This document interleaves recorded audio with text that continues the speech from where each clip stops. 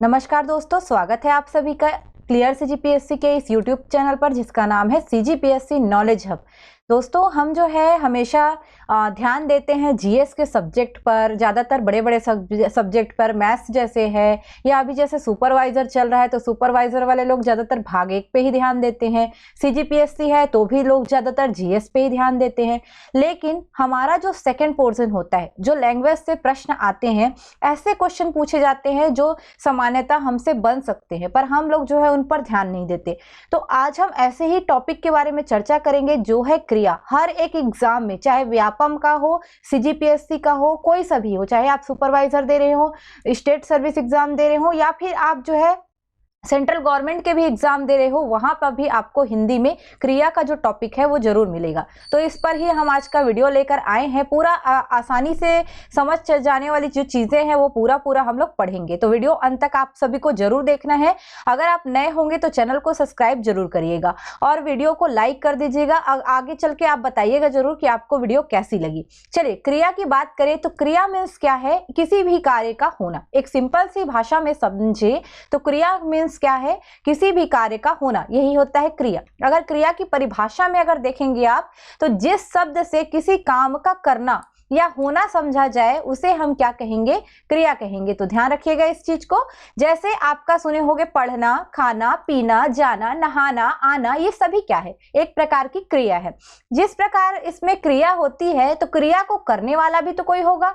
तो जो क्रिया को करने वाला होता है वही हमारा कहलाता है कर्ता, जिसके बारे में कर्ता मतलब जो करने वाला है। तो कर्ता तो क्या करता? कर्ता क्या करता? कर्ता, कार्य करता, है ना? उसी से समझिएगा।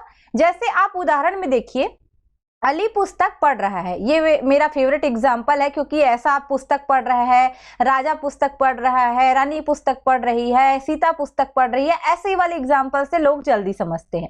तो अली पुस्तक पढ़ रहा है। इस चीज में आपको ये ध्यान रखना है कि कार्य किसके द्वारा हो रहा है। पढ़ना एक क्रिया हो रही है, वो संपादित किसके द्वारा हो रही है? तो अली के द्वारा हो रही है, तो अली हमारा कर्ता होगा। बारिश हो रही है, ये भी एक प्रकार, बाहर जो है बारिश हो रही है, ये भी एक प्रकार की क्रिया है। भले ही इसमें कर्ता नहीं दिख रहा है पर ऐसा जरूरी नहीं है कि कर्ता नहीं है तो उसमें क्रिया नहीं होगी। बारिश होना भी अपने आप में एक क्रिया है।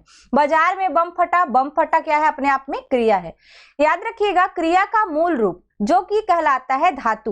तो धातु जो रहते हैं, धातु जो शब्द रहते हैं, इनके साथ आप कुछ शब्द जो रहता है उसको जोड़ के क्या बनाते हो? एक सामान्य रूप देते हो क्रिया का।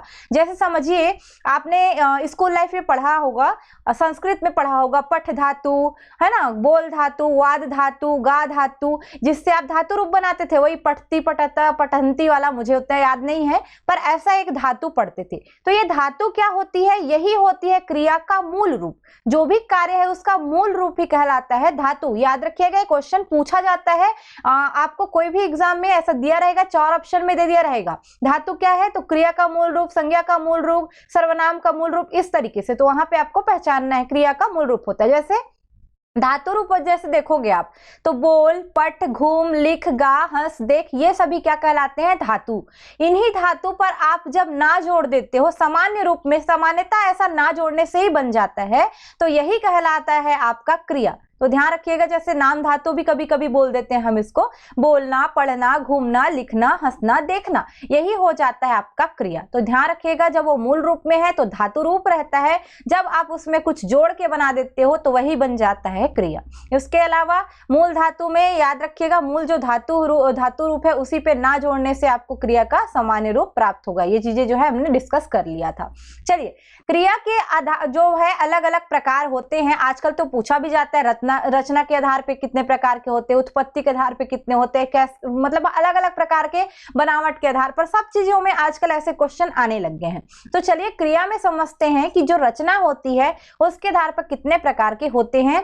पहला होता है संयुक्त क्रिया, जिसको कंपाउंड वर्ब भी बोलते हो आप, नाम धातु क्रिया, नॉमिनल वर्ब जिसको बोलते हो, प्रेरणार्थक क्रिया जिसको पॉजिटिव वर्ब बोलते हो, पूर्वकालिक क्रिया, एब्सोल्यूटिव वर्ब जिसको कहा जाता है, अनुकरणात्मक क्रिया जिसको भी ध्यान रखिएगा, और सामान्य क्रिया। वैसे तो आपको ये सारी क्रियाओं को जो है उसमें प्रोनाउंसिएशन करके जैसा देने वाला कोई सिस्टम नहीं होता। अगर आप हिंदी दे रहे हैं तो हिंदी में आएगा, इंग्लिश दे रहे हैं इंग्लिश में आएगा, छत्तीसगढ़ी दे रहे हैं तो छत्तीसगढ़ी में ही लिखा रहता है। आपको खुद से करने होते हैं ये सारी चीजें।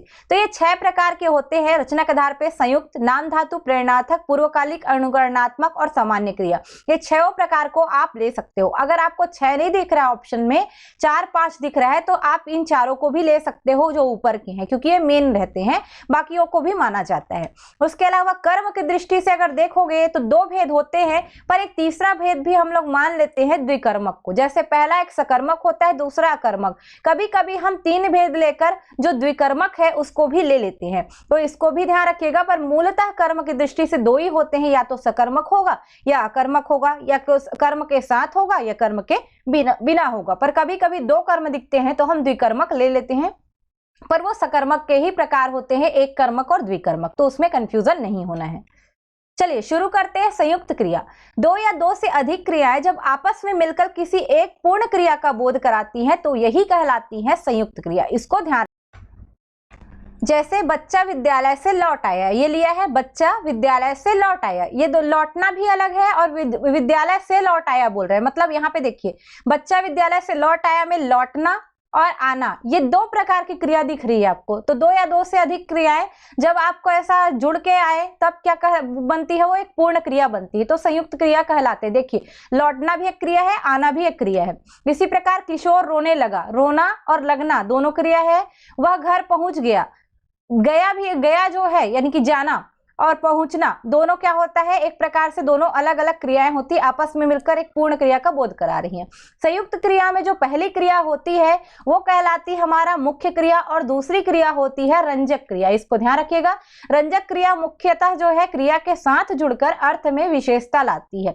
रंजक मीन्स कलर करना, तो जब आपको किसी क्रिया में एक विशेष चीज लाना होगा तो रंजक क्रिया लगानी होगी। जैसे माता जी बाजार से आ गई, ठीक है, आना भी ले रहा है, बाजार से आ गई, तो एक जो आपका दो जो वर्ड है आ और गई, इन दोनों में ही समझ लीजिए आ जो है मुख्य क्रिया होगी और गई क्या होगी, रंजक क्रिया। तो कभी कभी आ गई, चल दी, है ना, आ गया, इस तरीके से जब दिखता है आ और गया, आ गई, इस तरीके से जब भी वर्ड दिखेगा तो समझ लीजिएगा ये आ हमेशा मुख्य क्रिया होगी और गई जो है रंजक क्रिया होगी।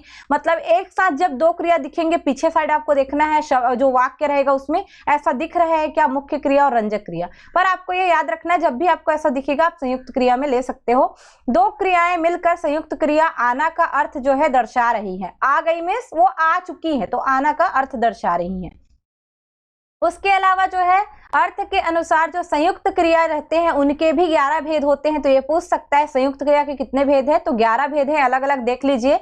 जैसे पहला है आरंभ बोधक, जब किसी क्रिया में आपको उस क्रिया का शुरुआत दिखेगा, जैसे वह पढ़ने लगा, पानी बरसने लगा, राम खेलने लगा, लगना तुरंत हो रहा है जैसा लगेगा, आरंभ हो रहा है, शुरुआत हो रही है, तो होगा समाप्ति बोधक, जिसमें आपको लगेगा कार्य समाप्त हो चुका है या क्रिया समाप्त हो चुकी, जैसे वह खा चुका है, वह पढ़ चुका है, वह जा चुका है, इस तरीके से। अवकाश बोधक, इसमें आपको ऐसा लगेगा जो काम करना चाह रहा है, जो क्रिया होना चाह रही है वो क्रिया हो नहीं पा रही है, थोड़ा उसमें कुछ न कुछ अड़चन आ रही है। जैसे वह मुश्किल से सोने पाया, वह जाने ना पाया, वह खाने ना पाया, मतलब वो करना तो चाह रहा है पर अवकाश हल्का सा आ रहा है। अनुमति बोधक, जैसे सामने वाले से आप अनुमति जो है मांगते हो, जैसे मुझे जाने दो, मुझे बोलने दो, मुझे करने दो, इस प्रकार की जो आती है वो सभी अनुमति बोधक में आती है। यहाँ क्रिया जो है देना धातु के योग से बनती है बोल रहा है, तो यहाँ ध्यान रखिएगा जो अभी अनुमति वाला रहेगा उसमें देने वाला चीज दिखेगा, मुझे जाने दो, मुझे बोलने दो, मुझे कहने दो, मुझे खाने दो, इस तरीके से आपको जो है वर्ड दिखेंगे, तब समझ लीजिएगा आप अनुमति मांग रहे हो। नित्यता बोधक, जिसमें आपको एक प्रकार से कंटिन्यूटी दिखेगी, जैसे हवा चल रही है, पेड़ जो है बढ़ता गया, तोता पढ़ता रहा, वह जाता रहा, वह खाता रहा, मतलब कार्य जो है नित्यता चल रहा है, क्रिया जो है नित्य रूप से चल रही है, तो क्या कहलाएगा, नित्यता बोधक संयुक्त क्रिया कहलाएगी। आवश्यकता बोधक, जब आपको जो है कुछ चीजें जो रहती है जिसको करना आपके लिए कर्तव्य है, या फिर आप बोल सकते हो ऐसी रिस्पॉन्सिबिलिटीज है जो आपके लिए इंपॉर्टेंट है, आप उसको रोजमर्रा की जिंदगी में करते हो। जैसे क्या है, यह काम मुझे करना पड़ता है, मतलब जैसे मैं पढ़ाती हूँ तो मुझे यह काम करना पड़ता है रोज का, तो क्यों आवश्यकता है इस चीज की, इसलिए तुम्हें यह काम करना चाहिए। अब हम जो है किसी को सजेशन करते हैं, भैया तू बैठा है घर में, तुम्हें यह काम करना चाहिए, तो वो भी क्योंकि तुमको आवश्यकता है। तो जब भी आपको आवश्यकता वाली चीजें लग रही है कुछ करने के लिए, कुछ क्रिया करने के लिए, तो आवश्यकता बोधक संयुक्त क्रिया आपको दिख जाएगी। उसके अलावा आपको और भी मिलेगा निश्चय बोधक, तो यानी कि अचानक से आपको जो है ये बात पता चलेगी कि कोई व्यक्ति जो है वो निश्चित रूप से कुछ बोलना चाह रहा है, जैसे वह बीच में ही बोल उठा, मतलब अचानक से निश्चय ही वो बीच में ही बोल उठा, उसने कहा मैं मार बैठूंगा, अचानक से वो निश्चय करके उठ गया एकदम से, मतलब एकदम से धावा बोलने टाइप का आपको दिखेगा, मैं मार बैठूंगा, मैं कुछ भी कर दूंगा, ऐसा वाला खुद के इंसान जो है निश्चय करके कुछ बात बोलेगा। इच्छा बोधक पे सामने वाले की इच्छा पे डिपेंड करता है, जैसे वह घर आना चाहता है, सामने वाले की इच्छा है घर आना, मैं खाना चाहता हूँ, मैं जाना चाहती हूँ, मैं पढ़ाना चाहती हूँ, ये क्या है मेरी इच्छा, तब आप ऐसा बताओगे किसी चीज को तो क्या रहेगी, इच्छा बोधक संयुक्त क्रिया, इसको ध्यान रखना। अब इसमें देखो संयुक्त क्रिया कैसे मत बोलना, क्योंकि आना और चाहना दो क्रिया है, खाना और चाहना दो क्रिया है, तो इसमें इच्छा बोधक संयुक्त क्रिया होगी, ये दोनों दिख जाएगा, लगभग सारी क्रियाएं संयुक्त क्रियाएं में ही आ जाती हैं। अभ्यास बोधक में देख लो, तुम लिखा करते हो, मैं खेला करता हूं, तो खेला करना, लिखा करना, ये सारी चीजें अभ्यास वाली चीजें हैं, है ना। आप लिखा करते हो, मैं बोला करता हूं, अभ्यास कर रहे हो, तो अभ्यास बोधक में आएगा। शक्ति बोधक, शक्ति का प्रदर्शन होगा, जैसे मैं चल सकता हूं, मैं कर सकता हूं, वह बोल सकता है, वो जा सकता है, वो खा सकता है, वो पढ़ा सकता है, वो पढ़ सकता है, वो जॉब ले सकता है, ये क्या है आपका शक्ति बोधक की बात कर रहा है, शक्ति सामर्थ्यता की बात कर रहा है, तो सब शक्ति बोधक संयुक्त क्रिया। पुनरुक्त संयुक्त क्रिया, तो इसमें ऐसा वर्ड दिखेगा, पढ़ा लिखा करता है, आया जाया करता है, खाया पिया करता है, तो पुनरुक्त हो रहा है, एक ही जो वर्ड है ना वो आपस में पुनरुक्त जैसा दिखेगा, आपको ऐसे ही मिलेगा इसमें, खाया पिया करना, आया जाया करना, इस तरीके से। दूसरे आते हैं नाम धातु क्रिया, संज्ञा और विशेषण के साथ क्रिया जोड़ने से जो संयुक्त क्रिया बनती है वो कहलाती है नाम धातु क्रिया। जैसे लुटेरों ने जमीन हथिया ली, हाथ एक प्रकार की क्या है, हाथ आपका एक प्रकार से समझ लीजिए संज्ञा है, तो हाथ से क्या बन गया, हथियाना, एक क्रिया हो गई। तो लुटेरों ने जमीन हथिया ली, हमें गरीबों को अपनाना चाहिए, ये हम जो बोल रहे हो, अपना से अपनाना वर्ड जो बोल रहे हैं, ये सब नाम धातु में आएगा, मतलब संज्ञा का तोड़ मरोड़ के क्रिया का रूप ले लेना, यही है आपका नाम धातु क्रिया। उसके अलावा विशेषण के साथ भी कभी होता है, जैसे लाल से ललियाना, है ना, इस तरीके से आपको मिल जाएगा। हथियाना अपनाना क्रिया है, हाथ और अपना जो है सर्वनाम है, यहाँ पे अपना जो है सर्वनाम रहता है, हथियाना में हाथ क्या है, संज्ञा है, अपनाना में सर्वनाम है। ऐसा नहीं है कि केवल संज्ञा विशेषण होता है, सर्वनाम के साथ भी आप जोड़ सकते हो, कोई इसमें दिक्कत नहीं रहती। संज्ञा सर्वनाम विशेषण तीनों ही प्रयुक्त हो जाता है, तीनों के साथ आप कुछ ना कुछ जो है क्रिया जोड़ोगे तो संयुक्त क्रिया बन जाती है, इसमें आप कर सकते हो, कोई दिक्कत नहीं है। प्रेरणार्थक क्रिया, इसके बारे में भी कई बार पूछा जाता है, जैसे जिन क्रियाओं की से इस बात का बोध होता है कि कर्ता स्वयं कार्य न कर किसी दूसरे से कार्य करवा रहा है, मतलब स्वयं नहीं कर रहा है, दूसरे को क्या दे रहा है, प्रेरणा दे रहा है, तो प्रेरणार्थक क्रिया होगी। जैसे काटना से कटवाना, ये प्रेरणार्थक क्रिया है। करना से कराना, करवाना, है ना, ये सब। देना से जो है आपका देवाना, देवाना वर्ड जो है, कटवाना, करवाना, कराना, ये सब क्या है, प्रेरणार्थक है, आप खुद नहीं कर रहे हो, सामने वाले से करवा रहे हो। जैसे मालिक नौकर से कार साफ करवाता है, करवा रहा है। अध्यापिका छात्र से पाठ पढ़वाती है, ठीक है, दूसरे से करवा रही है, तो क्या रहेगा आपका, प्रेरणार्थक क्रिया रहेगी। उसके बाद जैसे आप पढ़ते पूर्वकालिक क्रिया, जब कर्ता एक क्रिया को जस्ट समाप्त कर उसी क्षण दूसरी क्रिया में प्रवृत्त हो जाए तो क्या कहलाएगी, उसके संदर्भ में पहली क्रिया पूर्वकालिक होगी। मतलब एक काम मैंने खत्म किया, जस्ट मैं दूसरे काम में जाके जुट गई, तो मेरे लिए जो पहला काम था, पहला वाला जो मेरा पूर्ण हुआ था, वही कहलाती है पूर्वकालिक क्रिया। जैसे पुजारी ने नहा कर पूजा की, तो पुजारी पहले नहाएगा फिर पूजा करेगा, तो नहा कर वाला जो है पुजारी ने नहा कर, उसकी पूर्वकालिक क्रिया रही। राखी ने घर पहुंचकर फोन किया, पहले घर पहुंची वो, उसके बाद फोन किया, तो ये भी एक प्रकार से पूर्वकालिक में आएगा। उपयुक्त वाक्यों में पूजा तथा फोन जो है क्या बोल रहा है, मुख्य क्रियाएं हैं बोल रहे हैं ना, पूजा करना और जो है फोन करना दोनों मुख्य क्रिया है, लेकिन उससे पहले जो है आपका पूर्वकालिक क्रिया हो चुकी है, जैसे नहा कर और पहुंच कर, ये सभी। अनुकरणात्मक क्रिया, तो इसमें जो है ध्वनि का अनुकरण से संबंध होता है, अनुकरणात्मक का डायरेक्ट, जैसे आपने सुना होगा मिमियाना, चिचियाना, हिनहिनाना, ये सभी अनुकरणात्मक क्रिया है। जैसे सामने वाला कोई जो है आवाज करेगा ना, तो उसके आवाज में ही दूसरा आवाज निकलेगा, उसी को कहते हैं अनुकरण करना। जैसे सुने होगे घोड़ा हिनहिनाता है, घोड़ा हिनहिनाएगा कब, जब वो देखेगा सामने से कुछ जो है कोई बोल रहा है या सामने के और घोड़े जो है आवाज कर रहे हैं, तभी वो हिनहिनाएगा। तो सामने वाले से जो है जब क्रिया जो है ना किसी अन्य जो ध्वनि को सुनकर, यानी कि क्रिया कब होगी, जब कोई सामने वाला कोई और ध्वनि निकालता रहेगा, उसी ध्वनि का प्रतिध्वनि जब देने लगे तब अनुकरणात्मक क्रिया होती है। सीधी सीधी भाषा में समझिएगा तो दूसरे की क्रिया को देखकर जो है प्रतिक्रिया देना। उसके बाद आपको मिलेगा सामान्य क्रिया, तो क्रिया के साथ आप ना जोड़ के कोई भी रूप में सामान्य क्रिया बना सकते हो, तो ध्यान रखिएगा। तो हमने जो है टोटल 6 प्रकार ये पढ़ा हुआ है। उसके अलावा सामान्य क्रिया में पढ़ना बोलना आता है, ये तो पता है आपको, कोई भी क्रिया हो सब में ना जोड़ दो सामान्य क्रिया बन जाएगा, इसमें कोई दिक्कत नहीं। तो 6 प्रकार पहले खत्म हुए। उसके बाद देखते हैं जो हमारा आगे का है कर्म की दृष्टि। सकर्मक पहले देख लो, जिस क्रिया के साथ कर्म हो, कर्म क्या होता है, एक कारक होता है, तो उसे हम क्या कहते हैं, सकर्मक। तो यहाँ पे ध्यान रखिएगा, सरल अर्थों में क्या बोल रहा है, जिस क्रिया का फल कर्म पर पड़े वह क्रिया सकर्मक क्रिया कहलाती है। जैसे अध्यापिका पुस्तक पढ़ा रही है, जरूरी नहीं है यहाँ पे कर्म कारक की विभक्ति को हो, कभी कभी ये हिडन भी रहता है और वो भी लिया जाता है। जैसे अध्यापिका पुस्तक पढ़ा रही है, आप बोल सकते हो ना, अध्यापिका पुस्तक को पढ़ा रही है, तो सकर्मक क्रिया।